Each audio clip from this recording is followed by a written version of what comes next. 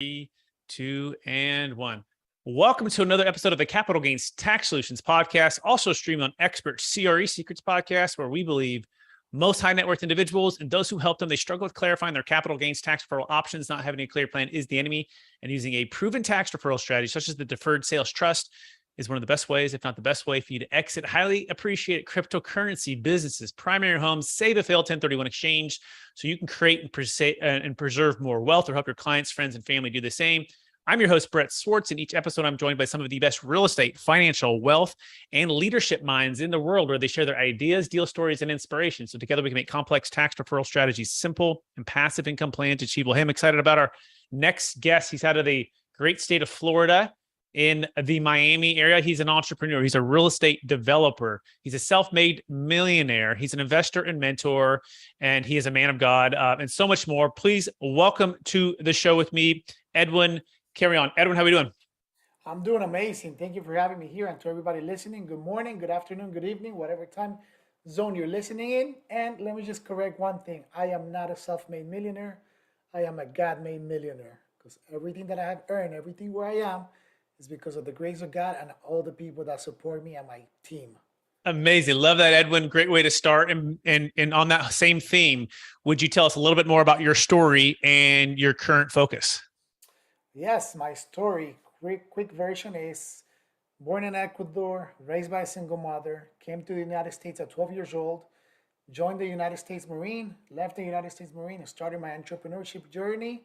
And now I focus in four businesses, which one of them is my God given talent of teaching motivated individuals, young entrepreneurs, how to scale their business to the millions. Amazing. And, Edwin, I believe we've all been given certain gifts in this life. And I also believe that with our God-given gifts, and they've been given to us to be a blessing and help to others. So I want you to go back to the younger days, the younger Edwin, maybe the high school days. And, I'm curious, what are those one or two gifts that you believe you were given?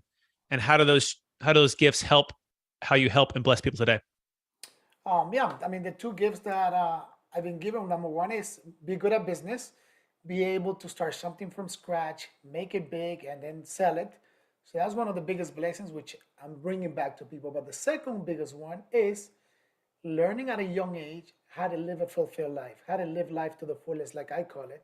And right now, to me, that's my biggest message, because we're in a world and we're in a time that is a dark world, and a lot of people are focusing to attaining something that is not within their power, within their desire. And that's why there's so many people that are really not happy with their lives, not happy with where they are today, very sad. So to me, it's bringing that, getting out of their lives and teaching them that you can have a fulfilled life in all areas of your life, whether it's financially, relationship, business, and personally.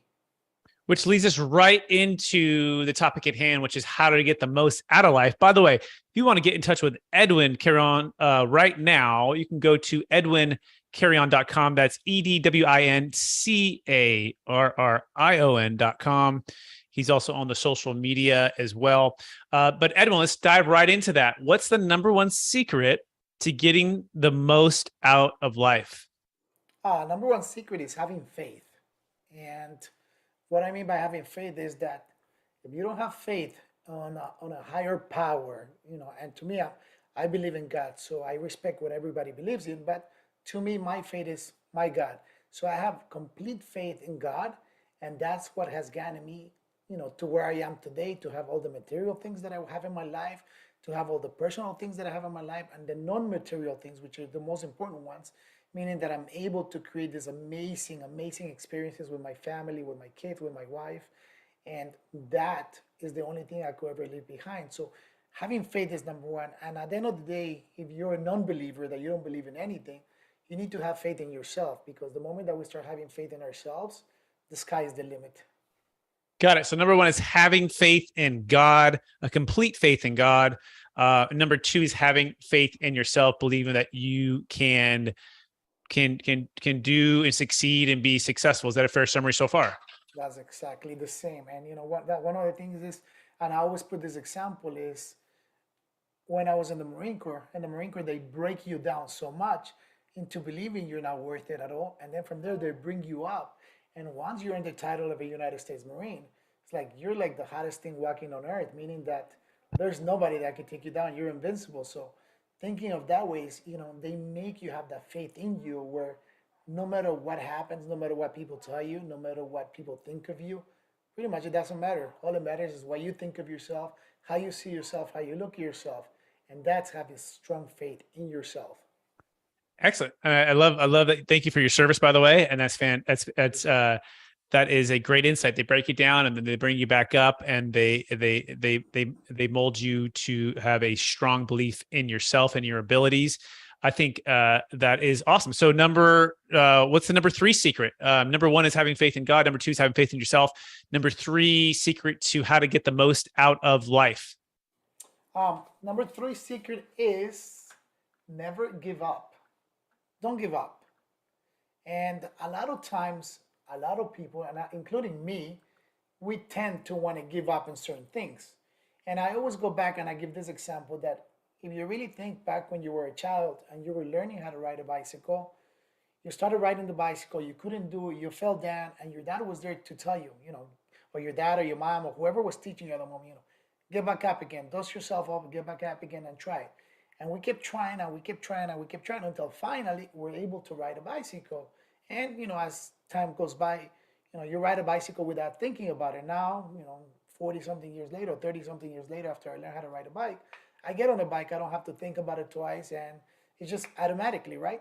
But what happens to a lot of people is that when times get tough, they tend to give up. They stop working on it, and they never get to the point of learning how to successfully do it. So it's never giving up, because if you go back and think about when you learn how to ride a bicycle or when you learn how to do something as a kid and how many times it took until you become good at it, if you bring that same philosophy to yourself as an adult, you're going to be successful because you're not giving up, meaning that you're going to continue going and going and going until you finally succeed. It's going to take some time, but you're eventually going to make it. I think I actually absolutely love that, and that makes sense. Never to give up and to keep pressing forward. I've also heard it said, Edwin, that there's really 2 motivators in life. There's pain and there's purpose, right? And at first, we're here, and part of it's just survival, right? And you have a chance to get the basic necessities of life, and the basic needs of life and basic desires. And pain is that motivator, but pain is not as strong of a motivator as purpose. In fact, pain is just temporary, because once you're through that pain, we tend to relax or coast, right? It's just human nature. And when we relax and coast, and we don't have a clear purpose, then we ultimately start to feel pain again, because part of it is we're not living out our God-given abilities. We're not living to our full potential. And all of a sudden we're finding out that, wait, just because I'm out of pain and I have, the food and maybe the nice car and the home and the, safe community and good education for my kids, it can feel empty, because it's just so external, right? It's so external. Yes. And versus the internal things that really drive us, which is purpose and meaning and our faith, right? And in building our character and all of the things that move us to purpose or something beyond ourselves. So talk about that correlation. And I want you to go to a place in your life, Edwin, when you were in the pain, but then you moved to purpose. And what was that kind of that tipping point for you? What's that story? What's that moment or that season of your life where everything changed for you? So let's go back, and I love the way that you put pain and purpose, because that's exactly going back into the Marine Corps, because today is my Marine Corps Day topic day. We're getting closer to the Marine Corps birthday, so close to Memorial Day. So let's talk about this. So while I was in the Marines, there's a saying, pain is weakness leaving the body. So when I first started in boot camp, I hated running and I didn't like running, and I was overweight. And when I started running, it used to hurt so much. But again, when you start putting that mentality, pain is weakness leaving the body, once you get over that weakness and once you surpass that weakness, then there's no longer pain. And then it becomes the purpose of having a healthy body, enjoying what you do, and having that purpose of I need to continue doing this because this is what I like. So whatever you start doing that might be hard for you, we tend not to like. But then eventually, once we overcome that obstacle, we tend to love what we do, and that becomes purposeful. Meaning for me to grow a business at the beginning, yes, it's a lot of hard work, it's a lot of headaches, it's figuring out how to put the systems in place, figuring out how to put the processes in place. But once I overcome those small obstacles, which is the pain, then it becomes the purpose part. What is the purpose of this business? What do we create? How big do I want it to get? And it's not all about money, it's about, how many people can I employ? Because I know for a fact my purpose is that the bigger my company gets, the more people that I employ, means the more families that I'm able to support, I help out. And that becomes the purpose of some of my businesses. I absolutely love that how you circled it from starting with your pain and your growth, like such as the Marines and your health, right? Something that was personal. And then you move beyond that to your purpose to be able to, help others, right? And to employ others and to solve those challenges for business owners. So let's dive into that. When you touched on that, how you bought businesses and you help others perhaps improve their business or buy businesses and do this. So well, tell us about how you help entrepreneurs or you help people get some financial freedom. Yes, I mean, number one is again getting what you said, financial freedom, because a lot of people don't understand what financial freedom is. Friend, they understand, oh, I make 6 figures, 7 figures a year, but they're not financially free. They're very unhappy because they're not able to walk away from the business. So to me, I run 4 companies, like I mentioned at the beginning, and I only work between 15 to 20 hours a week, meaning that I have plenty of time to do the things that I want to do. And how do you break that cycle? How do you get from uh, owning a business and the business owning you to becoming a business owner or an investor, the way kind of that I look at it, right? So that's exactly what I help and I teach people do. I teach them how to scale their businesses, set it up for an exit and able to exit that company, or I teach them and I help them how is it that you could systemize this company so the company survives without you. Because what ends up happening a lot of times, and some of the businesses that I purchase, is that the owner of the business, if he were to pass away, that business will not survive. Meaning that the moment that the business does not survive, their family, it's their luck runs out. So it's creating a business that is sustainable, that is going to live through a recession, and at the same time that if they were to walk away, that business continues running day in and day out without their need. So how do you create that? And that takes a lot of experience and knowledge of how to get to that point. And then eventually getting to the point of achieving financial freedom, which is selling your business. Because a lot of people think, I'm making X amount of money in my business and I'm doing good. Why should I sell it? But the one thing that people don't understand is that the moment that you sell a business, you gain time back. And that is the one commodity we can never gain and we can never buy. So if you're able to buy your time back 4 or 5 years ahead of time, then you're learning to live life to the fullest and become financially free. Amazing. I love all of that. In a moment, we're going to talk about when people do exit and they maybe have some capital gains tax and maybe some things that you've helped with that or some strategies you've used personally. It's part of the topic of the show. But before we go there, I want to touch on what you said there. I love the way you said it: scale and systematize to be able to survive without you, or scale and systematize to be able to exit, right, and retire altogether, get your time back. So, what is the one secret or the most surprising secret you learned during these last 2 years? Of an ever-changing marketplace, right, with a lot of different challenges that you are saying this is like the big domino. Like if you're going to do this and you're going to be serious about getting your time and your energy back and be able to scale into exit, Edwin, what's the one thing, if you talk to that entrepreneur or that business owner, that real estate, operator, syndicator, what's that thing? And help us a little bit here. Yes, number one is that you have to know what kind of vehicle each one of your business has. And in order for you to do that, you need to know that you need to be diversified. So going back into my business, I know what each one of my businesses is. And once you learn that, what kind of vehicle it is, so you need to have multiple sources of income. I mean, you're not talking about capital gains. You could explain more into this, but and I'll give you an example. My transportation company is my cash flow business. That's the business that gives me continuous cash flow. So that's my cash flowing vehicle. My development business is my wealth creation vehicle, meaning that's the company that's going to continue creating my wealth for myself and future generations.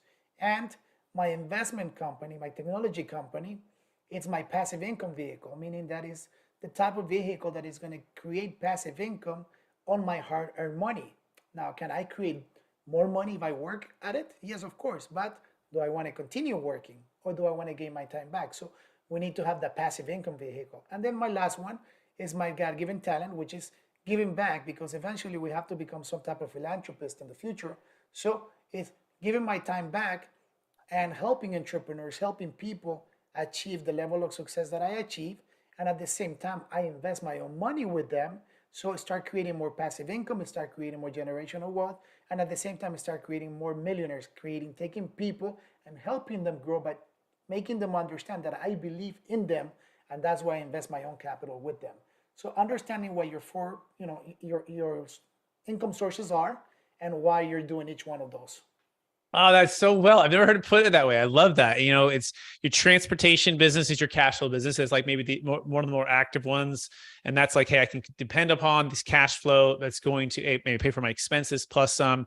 Then I have my development business, which is like, hey, I'm going to maybe try to hit the doubles and triples and the home runs. It's going to longer term wealth and building. Then you have the passive income vehicle, which you also are investing other assets that aren't taking up as much as your time.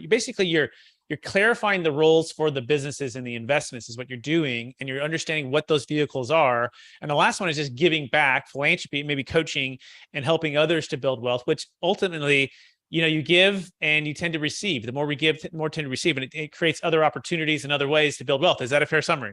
Well, that's exactly. You got it perfectly right on the spot. Excellent. Well, that's amazing. That's fantastic. I love all of that. By the way, if you want to learn more about Edwin Carrion, you can go to edwincarrion.com. Also look him up on social media. So let's talk about capital gains tax, right, Edwin? Because at the end of the day, you mentioned something about time freedom, financial freedom, right? But guess what? Capital gains tax is a huge barrier to some people from selling their assets and being able to live off of that passively, or even be more entrepreneurial with the capital. So I'm curious, what's the biggest frustration that you've seen for sellers when it comes to exiting highly appreciated businesses, cryptocurrency, or real estate?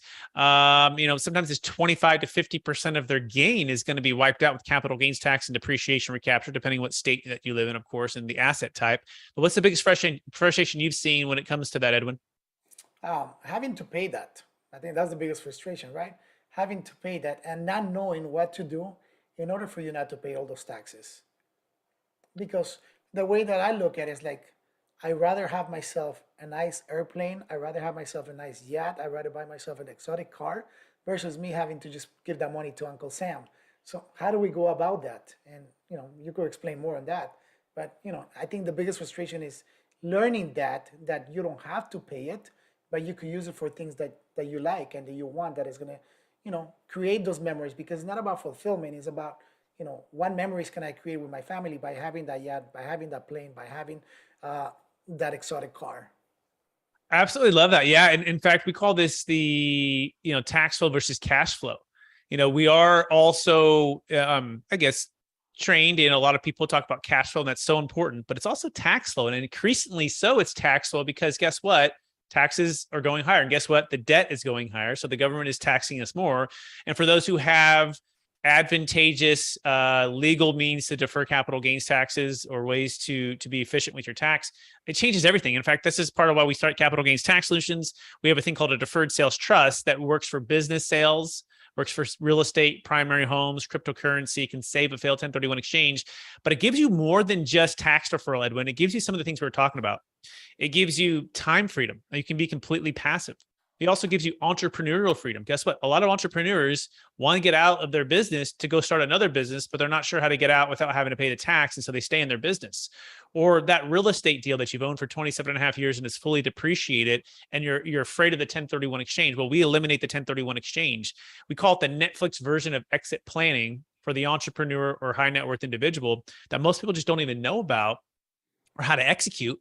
And it gives you so many of these freedoms that if you want to be active or passive, you want to be retired, or you want to be into cryptocurrency or out of cryptocurrency, out of a business, into real estate, out of real estate. And if you want to learn more about this, you go to capitalgainstaxsolutions.com and you can get your tax flow plan on. We also have a free mastermind every Friday at 10 a.m. Pacific Standard Time, 1 p.m. Eastern. You can check out our ebook as well. That being said, Edwin, if you had a strategy to help your clients or partners or people exit in a way that's transformational, do you feel like more people would exit? Oh, definitely, of course. I think if they understand how the exits work, and like I said at the beginning, that you do gain your time back. But at the same time, if you have the right partner in place or the right accountant or the right tax specialist that is going to help you avoid, paying all those taxes, because I think another one of those big hurdles is that when I exit, I'm going to get taxed so much money. So might as well just continue working. So if you really learn how to do that and how to avoid paying taxes the legal way, you know, again, the sky's the limit. It's a game changer. Absolutely. And if you want to learn more about that, again, go to capitalgainstaxreach.com. That being said, Edwin, are you ready for the lightning round? Let's do it. All right. Knowing what you know now, if you could go back to your 25-year-old self, what's the one golden nugget you'd make sure to tell yourself to do? Keep doing everything you did. Don't change one thing. Excellent. Question number 2, what's the one book you've recommended or gifted the most in the past year? Secret Business from the Bible, and it's written by a rabbi. I think to me is the biggest and the best book, and especially for people that that believe in God. There's a lot of negative beliefs around being successful and having money, and that book just opens up your mind to how much abundance you could have in your life. Beautiful. Secret Business from the Bible. Business Secrets from the Bible. Business Secrets from the Bible. Okay, got it. Excellent. I'm going to check it out for sure. Question number 3. What are you most curious about right now? Most curious about how my book is going to do once it comes out. And the good thing is coming out at the perfect moment because we are in a recession and people are looking for a way to create money and sustain wealth during a recession. So my book, Secrets of the Millionaire Gold Mine, is coming out soon within the next couple of weeks. Excellent. Secrets of the Millionaire Gold Buyer. By the way, you can defer capital gains taxes on the sale of gold too, right? Using the Deferred Sales Trust. I had to plug that, Edwin, because most people don't realize it works for every asset type. Man, by the way, I didn't even know this book was coming out. I probably should have done some of my research. Edwin, let's talk about this book real fast, man. What's the number one secret to being a gold buyer? Number one secret is learning how to buy gold. And that's so simple because a lot of people don't understand. That's exactly how I created a lot of my wealth during the last recession. And I was able to get back on top after going bankrupt.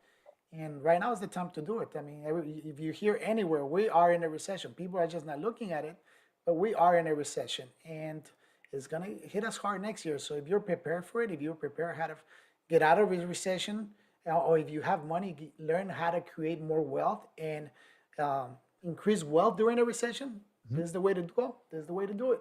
Edwin, I don't know if you know this, but I just invested into a gold mine. And I know this sounds kind of wild. And I never thought I'd invest into a gold mine here in California too, by the way. And so far it's going really, really well. And it might be one of the best investments ever. And it's exciting to say the least. But I'm like really a novice. I'm a real estate multifamily investor, broker, grew up with the development business with my parents. So gold is like it's like a foreign language to me, right? It's really a different world. But I have a small investment into a gold mine. So I would love to offline chat with you about that. Very cool. When is the book coming out one more time, Edwin? Well, we have the launch date by November 5th. So it'll be out by November 5th. Excellent. Maybe we'll have you back on for another episode once that's all launched. That'd be really cool. Second to last question. What's your favorite leadership theme or quote that you strive to live by? Well, I wouldn't say a quote, but actually, no, I do. The one that I teach a lot of people, and I always like leaving people with a quote is, if you do not know where you're going, you will eventually get there. And I think to me, that's one of the most important ones because it falls into, one of my secrets of what I believe, which is, having a vision board and creating a business plan. Perfect. If you don't know where you're going, writing it down, by the way, for the pause there. If you don't know where you're going, you're eventually going to get there, right? Absolutely. And if you don't have your vision board or if you've done your business planning for 2023, now's a great time, everybody. It's already in November. Thanksgiving's going to be here, then Christmas. And, business planning, so important. Vision board, so important. My wife and I did our first big vision board last year. And I actually have it right here by my desk. Look at it every single day. So I encourage you guys to do vision board planning as well as business planning. Last question, Edwin, after all your success, helping all the people you've helped, buying all the gold you've bought, overcoming the pain, finding your purpose in life, serving a lot of people, all of the things you've done, I'm curious, what's the number one habit that you practice to stay centered in your values and stay encouraged to charge forward to reach even higher heights? Yes, affirmations. always doing affirmations. And if you don't know what an affirmation is, it's being grateful for everything that you have in your life, meaning that having that routine that every morning you wake up and just look at yourself in the mirror and be grateful for everything that you have in your life, for everything that you have accomplished, because we don't give enough credit to ourselves. So the moment that you start giving credit to yourself and telling yourself, you did a great job at this, how grateful you are for that, and just for being alive and being healthy, life goes a long way. Edwin, Carrion, I want to thank you for being on the show. I'm better for it. I know our listeners are too. I want to encourage you to keep using your gifts and talents you've been given, which is to be good at business, right? Help people start from scratch and to build it, to be able to exit and create generational wealth, as well. How to live life to the fullest, right? And how to help others do the same. And so appreciate you sharing a part of your faith, part of your story, and being here. And for our listeners who want to get in touch with you, would you remind them one last time what's the best place for them to find you? Yeah, best place is all my social media channels, Edwin Carrion 78, or my website, Edwin Carrion, but Edwin Carrion 78. And if you have a question, if you have a comment, just send me a message. I'll definitely get back to you. If you don't ask, you're never going to find out. Like my mentor says, become an asshole. Excellent. Love it, Edwin. Hey, thank you everyone for listening to another episode of the Capital Gains Tax Solutions podcast. As always, we believe most high net worth individuals and those who help them, they struggle with clarifying their capital gains tax deferral options. Not having a clear plan is the enemy, and using a proven tax deferral strategy such as a deferred sales trust is an amazing way for you to exit highly appreciated assets so you can create and preserve more wealth or help your clients, friends, and family do the same. If we can help you at all, we would highly encourage you.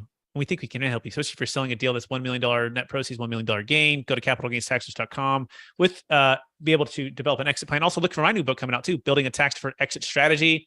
And it's a proven playbook for unlocking your wealth plan when selling assets of any kind for yourself or for your clients. We have people like Kevin Harrington from Shark Tank and some others that are in the book that are really smart. So check that out. Again, that's capitalgainstaxsolutions.com. We also thank everybody who's listening to us on Expert CRE Secrets podcast and YouTube channel as well.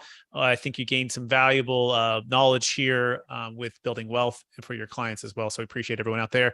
And please rate, review, subscribe. Please share this with somebody it could be of help to. We appreciate everyone.